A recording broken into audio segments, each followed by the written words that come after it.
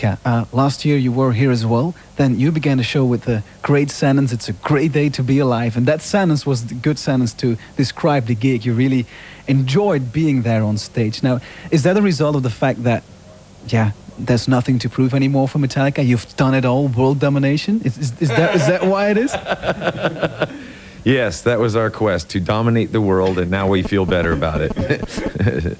No, it felt good to survive a lot of the internal things that the band went through, and make Saint Anger feel strong again, feel like a unit, and feel like really good friends, and playing music in front of a lot of people, which is what we live for.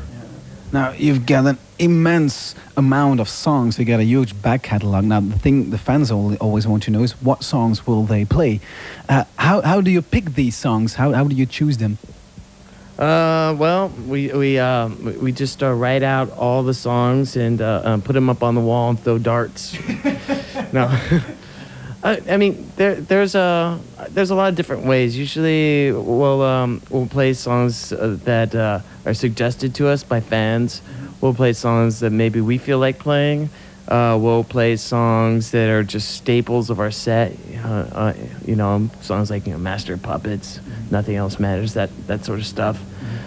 And you know, what really is just whatever we feel like doing. But we do try and mix it up every show so that we never play the same set list as the night before, which is very, very cool for us, because in the past we used to stick with one set list and play it all the time, and it got kind of boring for us and a little bit robotic.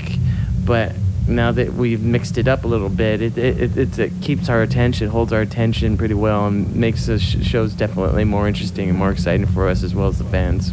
Now, that means that you know to play all the songs, because some bands, sometimes after some years, they forget how to play the song, but you know them all by heart? Well, Totally. Well, there are some songs where we have to revisit them and listen to them and figure out, how did I play that guitar solo?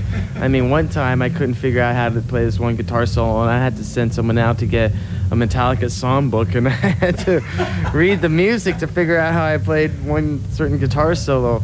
But it just happened once for me. That's a problem for me, because I can't read music, so... But You improvise. I can always remember the lyrics as long as they're written down right in front of me, which tends to happen on some of those songs, that all of a sudden you pull out from the past. You know, you want to do Stone Cold Crazy, or you want to do Hit the Lights, or something that you haven't done in years. You know, it is somewhat like riding a bike, but there's still new traffic lights and things you got to remember. Remembering the words, it's difficult. I mean, my memory is so horrible anyway. It's a good excuse to... The fans will forgive that. Now, you play for more than 2.5 hours. Isn't that exhausting? No, it's more like about 2 hours and 15 minutes, to be honest. Yeah, it's approximately 2.5 hours. It just seems like 2.5 hours, because we like to just stand there and you know, say goodbye to the audience, not once, but... That takes 15 minutes, Twice, just standing you know. there and waving.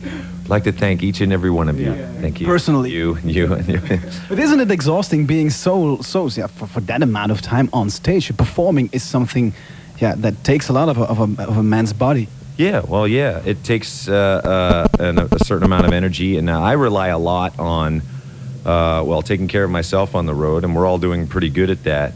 But also rely a lot on the energy of the crowd. If I'm feeling down or something, I just look out there and I connect with someone, and I somehow tap into what they've got going on, and that helps a lot. I mean, right there, you know, being on stage is somewhat like an altered state. You know, you could be hurting physically about something, and you forget about all that. You forget about all of the things that are going wrong in your life, and you get to enjoy those moments. So, you know, we exert ourselves to, you know, maximum potential, and then after the show we suffer a bit. Is it like when you come off stage, like, oh, just leave me for 1 hour?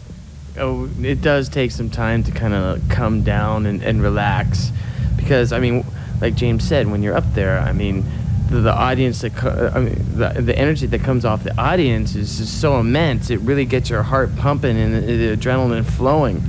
And when you get off stage, I mean, that adrenaline is still kind of flowing through you. So there are certain ways where you can just relax. I mean, usually for me, I just stretching or something like taking a shower will just kind of relax me. And get some food in me. Yeah. We also have a voodoo doctor out here with us who helps us, puts pins in us and cracks us and While performing? before and after, but not yet. That's maybe a good part of the show to introduce.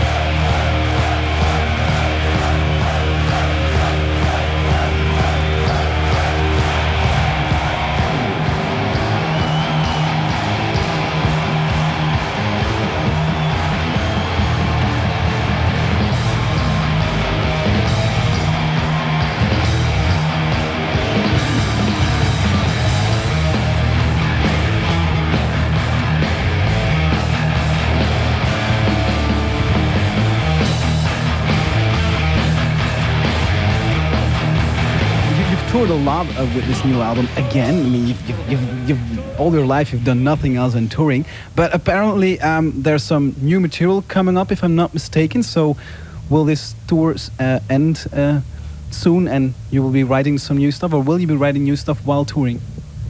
Well, you can't really stop writing things, which is okay. Being able to be creative at any moment is, it's a great gift.